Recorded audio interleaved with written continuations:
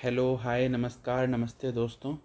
आज हम पढ़ेंगे संविधान का भाग 2 सिटीजनशिप यानी नागरिकता। इसमें हम संविधान में प्रदत्त नागरिकता के संबंधी सभी प्रावधानों का कुछ संक्षेप में और कुछ विस्तार से अध्ययन करेंगे। सबसे पहले संविधान के भाग 2 में अनुच्छेद 5 से 11 तक नागरिकता के प्रावधान हैं। यह भाग भारत के नागरिकता से संबंधित प्रावधानों को रेखांकित करता है और संविधान लागू होने के समय 26 जनवरी 1950 को जो नागरिकता के नियम थे उनको परिभाषित करता है और इन्हें बाद में नागरिकता अधिनियम 1955 के द्वारा विस्तारित किया गया और बाद में भी इस अधिनियम में अनेक संशोधन होते रहे। समय समय पर नागरिकता के प्रावधानों को संशोधित किया जाता रहा है, किंतु जो 1950 में 26 जनवरी के समय नागरिकता के क्या प्रावधान होने चाहिए थे, उस समय के प्रावधानों को इस भाग में विस्तार से दिया गया है। प्रमुख बिंदु हम देख लेते हैं। पहला है अनुच्छेद 5। अनुच्छेद 5 में संविधान लागू होने पर किन किन को नागरिकता प्राप्त है इस बारे में बताया गया है। तो कौन कौन उस समय भारत के नागरिक माने गए हैं? जो भारत के क्षेत्र में जन्मे हों, यानी विभाजन हो चुका था उस समय, तो उस समय जो भारत के क्षेत्र में जन्मे हों, जो भारत का क्षेत्र अंग्रेजों द्वारा निर्धारित किया गया था विभाजन के पश्चात, उसमें जो जन्मे हुए लोग हैं अथवा जो उस समय रह रहे हैं वहाँ पे, उन सबको नागरिकता प्राप्त मानी जाएगी। जिनके माता या पिता में से कोई भी एक भारत में जन्मा हुआ हो, यानी जो भारत में रह रहे थे उस समय लोग, उनके माता या पिता उनमें से कोई एक भी यदि भारत में जन्मा हुआ है तो उसको नागरिकता प्राप्त मानी जाएगी। जो संविधान लागू होने से पहले यानी 26 जनवरी 1950 से पहले 5 वर्षों तक भारत में रह रहे हो तो उन्हें भी नागरिकता प्रदान की जाएगी। अब अनुच्छेद 6 में क्या कहा गया है? अनुच्छेद 6 में पाकिस्तान से प्रवास करने वाले लोगों को भी नागरिकता देने का प्रावधान किया गया है। ऐसा क्यों किया गया? क्योंकि बहुत सारे लोग विभाजन के पश्चात पाकिस्तान चले गए थे, लेकिन जब उन्हें लगा कि वहाँ पर वो अधिकार मनुष्य को नहीं प्राप्त होंगे जो एक उदार लोकतंत्र में प्राप्त होने चाहिए, तो वे लोग लौट के पुनः भारत आने लगे। तो उन लोगों को भी नागरिकता प्राप्त हो, इसलिए अनुच्छेद 6 में ये प्रावधान किया गया है। जो व्यक्ति 19 जुलाई 1948 से पहले पाकिस्तान से भारत आए, भारत में रहने का इरादा रखता हो, उन्हें नागरिकता दी जाएगी। और 19 जुलाई 1948 के बाद आए लोगों को पंजीकरण के बाद नागरिकता मिल सकती थी। यानी जो लोग ऐसे ही लौट के आना चाह रहे थे वो 19 जुलाई 1948 तक अगर आ चुके हैं तो उन्हें नागरिकता मिल जाएगी, लेकिन अगर इसके बाद आते हैं तो उन्हें पंजीकरण कराना आवश्यक हो जाएगा। 19 जुलाई 1948 के बाद आए लोगों को पंजीकरण के बाद नागरिकता मिल सकती है। अब हम जानेंगे अनुच्छेद 7 में क्या प्रावधान किया गया है। अनुच्छेद 7 में कहा गया है भारत से पाकिस्तान गए प्रवासियों की क्या स्थिति होगी भारत में नागरिकता के संबंध में, उसके बारे में बताया है। तो जो व्यक्ति संविधान लागू होने से पहले यानी 26 जनवरी 1950 से पहले पाकिस्तान चले गए और बाद में भारत लौट के आए, उन्हें कुछ शर्तों के साथ नागरिकता मिल सकती है। यानी वही स्थिति जो पहले थी, यदि वो पाकिस्तान चले गए हैं और बाद में भारत लौट के आना चाहते हैं या आ गए हैं तो उन्हें भी कुछ शर्तों के साथ नागरिकता दे दी जाएगी। वो शर्त बाद में अधिनियम के द्वारा संसद ने तय की है, उन्हें हम आगे पढ़ेंगे। अब देखते हैं अनुच्छेद 8 में क्या कहा गया है। अनुच्छेद 8 में कहा गया है विदेशों में रहने वाले भारतीय मूल के व्यक्तियों की नागरिकता के बारे में क्या प्रावधान होंगे, वो अनुच्छेद 8 में बताया गया है। विदेश में रहने वाले भारतीय मूल के व्यक्ति जो भारत में पंजीकरण करवाते हैं उन्हें नागरिकता दी जा सकती है। जैसे कोई व्यक्ति वो भारतीय मूल का है, उदाहरण के लिए जैसे ऋषि सुनक, वो भारतीय मूल के हैं क्योंकि उनके माता पिता भारतीय थे, पिता या माता में से एक। अगर वो चाहें कि उन्हें इंडिया की सिटीजनशिप लेनी है तो वो यहाँ पे अगर पंजीकरण करवाएंगे तो उन्हें नागरिकता मिल जाएगी। दूसरा उदाहरण हम कहेंगे कमला हैरिस, जिनकी माता इंडियन थी, अगर वो चाहती तो इंडिया की नागरिकता ले सकती हैं। ऐसा प्रावधान हमारे कौन से अनुच्छेद में है? अनुच्छेद 8। ठीक है, अब अगला देखते हैं।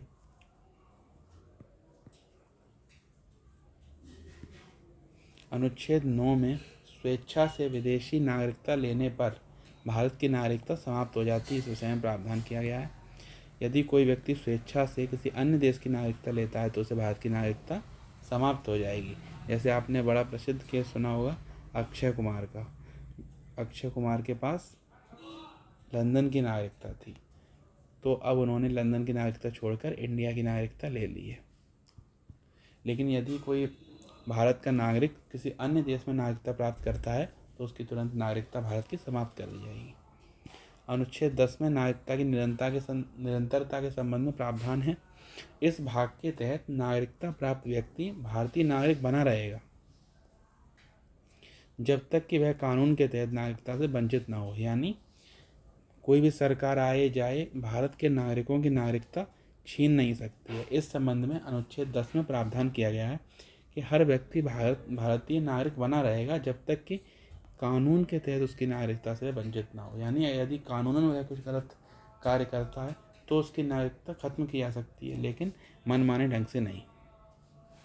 अब हम देखें अनुच्छेद 11 में संसद को नागरिकता के संबंधी कानून बनाने का अधिकार है। इसीलिए संसद जो है वह नागरिकता के संबंध में कानून बनाती है। आपने हाल ही में सुना होगा CAA नाम का जो नागरिकता कानून है वो 2019 में बनाया गया। संसद को ही इसका अधिकार है। यानी जो नागरिकता है वह संघ सूची का विषय है, तो केवल संसद ही जो है वह नागरिकता के संबंध में कानून बना सकती है, राज्य नहीं बना सकते। केवल संसद ही नागरिकता के संबंध में कोई कानून बना सकती है। संसद ने नागरिकता अधिनियम 1955 बनाया ही है, जिसमें नागरिकता प्राप्त करने और समाप्त करने के संबंध में नियम विस्तार से दिए गए हैं। और अब बाद में भी समय समय पर संसद ने इसमें अनेक संशोधन किए हैं। अब हम नागरिकता अधिनियम में नागरिकता प्राप्त करने के क्या 5 तरीके हैं उनको जान लेते हैं संक्षेप में। पहला है जन्म के आधार पर आप नागरिकता प्राप्त कर सकते हैं। वंश के आधार पर, यानी आपके माता या पिता कोई भारतीय हैं तो आप नागरिकता प्राप्त कर सकते हैं। पंजीकरण के आधार पर, यानी आप रजिस्ट्रेशन करा सकते हैं इंडिया में आकर, उसके भी कुछ नियम हैं, उसके अनुसार आप नागरिकता प्राप्त कर सकते हैं।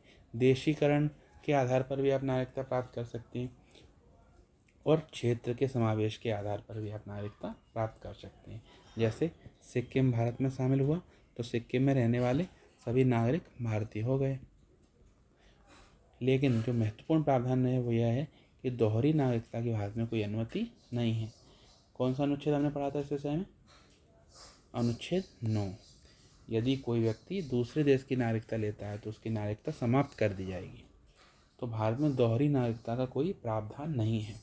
किंतु भारत में एक विशेष प्रावधान है, वह है OCI कार्ड धारक। जो overseas citizen of India card जो होता है वो कुछ लोगों को दिया जाता है, उन्हें कुछ विशेष सुविधाएं मिलती हैं पर उन्हें नागरिकता नहीं मिलती। इस कार्ड से तात्पर्य है जैसे कोई भारत का नागरिक है, उसके परिवार वाले यानी उसके पुत्र पौत्र आदि कहीं रह रहे हैं विदेश में, तो वो जब चाहें तब OCI कार्ड ले सकते हैं, यानी वे ओवरसीज सिटीजन ऑफ इंडिया बन सकते हैं। किंतु पूर्ण नागरिकता उन्हें प्राप्त नहीं होगी और ना ही सारे नागरिकता के अधिकार प्राप्त होंगे। केवल कुछ सुविधाएं उन्हें जीवन भर के लिए मिल जाएंगी, उनको हम नीचे देख लेते हैं। OCI कार्ड भारतीय मूल के विदेशी नागरिकों को दिया जाता है।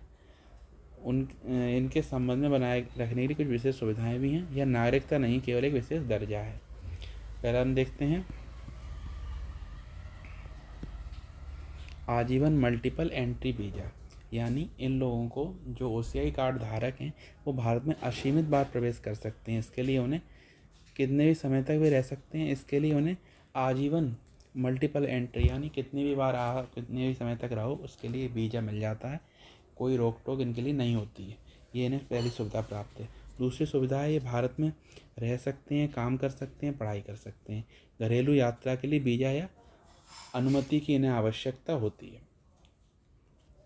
आर्थिक गतिविधियाँ, ये भारत में संपत्ति भी खरीद सकते हैं और बेच भी सकते हैं। यह अधिकार सबको प्राप्त नहीं है, लेकिन OCI कार्ड धारकों को ये अधिकार प्राप्त है कि भारत में संपत्ति खरीद सकते हैं और बेच सकते हैं। केवल कृषि भूमि और वृक्षारोपण संपत्ति को छोड़कर ये भारत में कोई भी संपत्ति खरीद या बेच सकते हैं।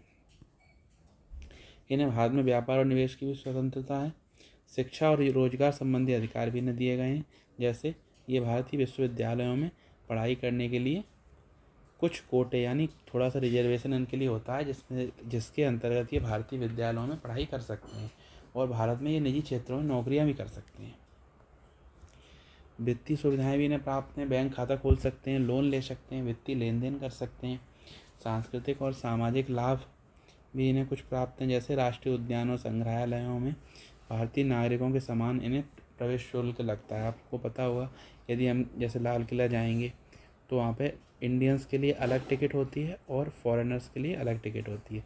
तो जो ओशियाई कार्ड धारक हैं उन्हें इंडियंस वाली ही टिकट मिलेगी और जो फॉरेनर्स हैं उन्हें अलग टिकट मिलेगी, क्योंकि ये भारत की संस्कृति और विरासत से जुड़ सकते हैं। पर्यटक स्थलों पर भी इन्हें कुछ सुविधाएं प्राप्त होती हैं, जैसे जम्मू कश्मीर और अरुणाचल प्रदेश में जाने के लिए इन्हें विशेष अनुमति की आवश्यकता नहीं होती, जो अन्य देश के नागरिकों को होती है। ये सामान्य भारतीय की तरह वहाँ पर जा सकते हैं, किंतु इन पर कुछ प्रतिबंध भी हैं। यानी ये पूरे नागरिक नहीं है, तो इनमें क्या प्रतिबंध है उन्हें हम देख लें। इन्हें कोई राजनीतिक अधिकार नहीं है भारत में, यानी ये ना तो वोट दे सकते हैं, ना सरकारी पदों पर नियुक्त हो सकते हैं, और ना ही भारत में चुनाव लड़ सकते हैं। जैसे उदाहरण के लिए, अगर ऋषि सुनक या कमला हैरिस चाहें कि हम भारत में भी चुनाव लड़ें, तो वो भारत में चुनाव नहीं लड़ सकते हैं, क्योंकि इन्हें ये अधिकार नहीं है। कृषि संपत्ति नहीं खरीद सकते, हमने ऊपर देखा ही था। इन्हें नागरिकता भी प्राप्त नहीं है, क्योंकि भारत में नागरिकता दोहरी होने का प्रावधान नहीं है। अब कुछ महत्वपूर्ण बिंदु। ओशियाई योजना नागरिकता संशोधन अधिनियम 2003 में शुरू की गई थी, 1955 में शुरू नहीं की गई है।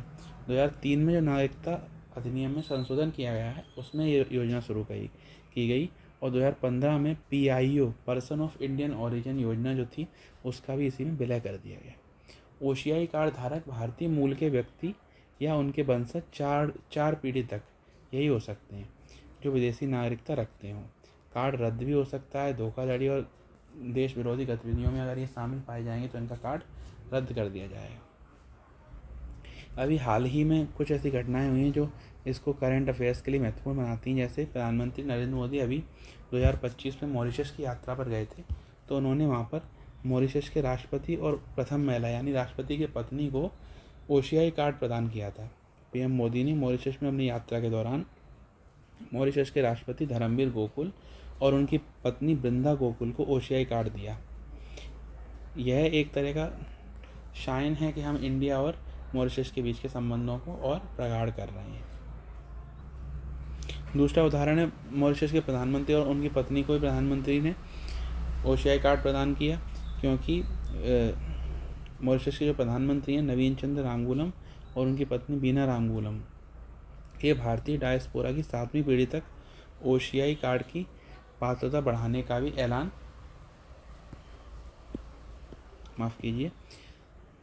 जो भारतीय प्रधानमंत्री नरेंद्र मोदी हैं उन्होंने मॉरिशस के प्रधानमंत्री नवीन चंद्र रामगुलम और उनकी पत्नी बीना रामगुलम को भी ओशियाई कार्ड प्रदान किए हैं।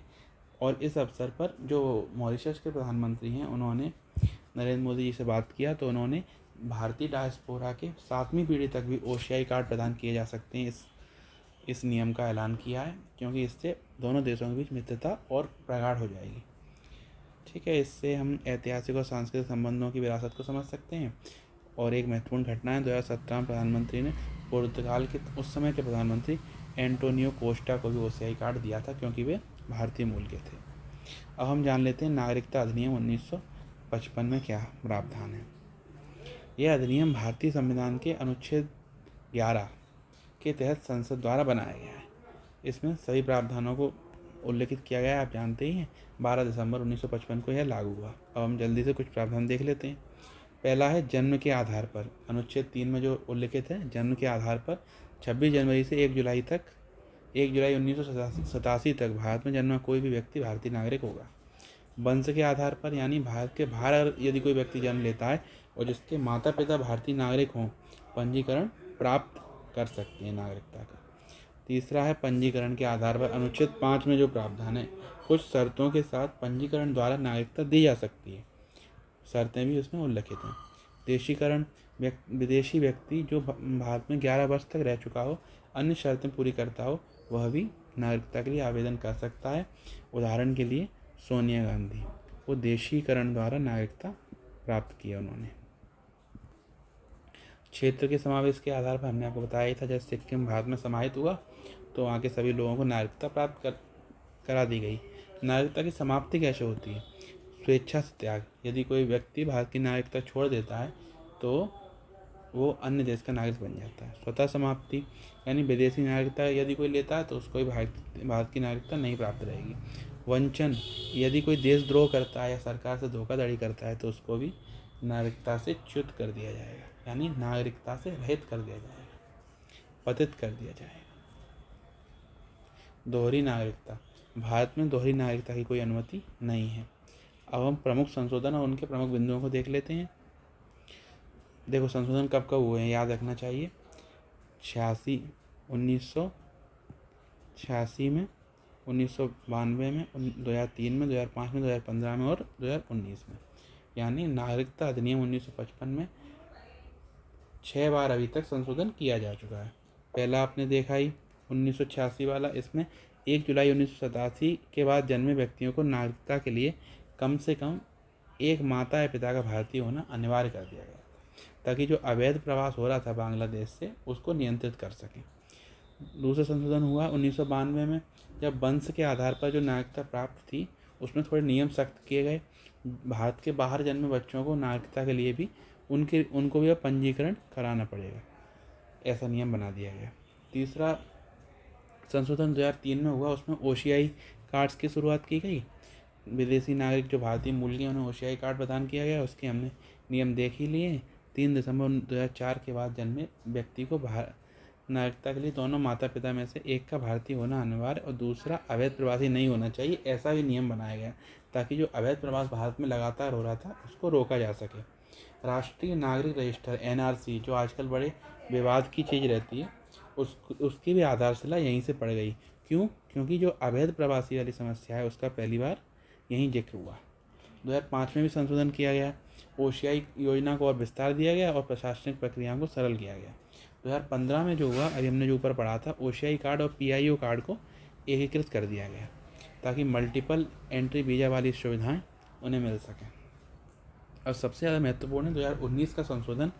31 दिसंबर 2014 तक पाकिस्तान, बांग्लादेश और अफगानिस्तान से आए हिंदू, सिख, बौद्ध, जैन, पारसी और ईसाई समुदाय के 1, 2, 3, 4, 5, 6 यानी 6 धर्मों के लोगों को जो अवैध प्रवासी हैं उनको नागरिकता दी जाएगी। ऐसा क्यों किया गया? क्योंकि ये लोग इन देशों में धार्मिक आधार पर इनका प्रताड़न हो रहा था, इसलिए इन्हें नागरिकता देने का प्रावधान सरकार ने संशोधन के माध्यम से किया। देशीकरण की निवास अवधि इसमें घटाकर 11 वर्ष से 5 वर्ष कर दी गई, इसीलिए 2019 में ये लाया गया। तो यहाँ से 5 वर्ष होने के बाद इन्हें नागरिकता तुरंत मिल गई, जो अभी आपने देखा होगा 2024 में ये लागू भी हो गया कानून। इस पर अनेक विवाद हुए थे, उन विवाद को हम अलग वीडियो में समझेंगे। पहले हम केवल प्रावधान देख लेते हैं। इस अधिनियम में मुस्लिम समुदाय को शामिल नहीं किया गया, ऐसे लोग भेदभावपूर्ण कहते हैं। धार्मिक आधार पर नागरिकता देने वाला यह पहला कानून है, इसलिए कुछ लोग इसे संविधान के धर्मनिरपेक्ष चरित्र पर सवाल खड़ा करने वाला बताते हैं। किंतु इसका उद्देश्य था धार्मिक उत्पीड़न समाज का भला करना, इसलिए अभी तक सुप्रीम कोर्ट ने इसमें ऐसा कोई भी स्ट्राइक डाउन नहीं किया है। किंतु हम इसके विवाद को आगे अगले वीडियो में समझेंगे। CA के नियम मार्च 2024 में अधिसूचित कर दिए गए। आज हमने नागरिकता का पूरा चैप्टर समझ लिया, पढ़ लिया। अब अगले वीडियो में हम जानेंगे संविधान की अनुसूचियाँ जो हैं उन सबको जानेंगे, उनमें क्या क्या विषय हैं वो जानेंगे। और उसके बाद हम अगले वीडियो में पढ़ेंगे मौलिक अधिकार। आप हमारे चैनल टॉपिक्स विद अर्पित के साथ बने रहें, और यदि आपको मेरी वीडियो और कंटेंट अच्छा लग रहा है तो आप प्लीज़ हमारे चैनल को लाइक, शेयर एंड सब्सक्राइब ज़रूर कीजिए। नमस्ते, जय श्री कृष्ण।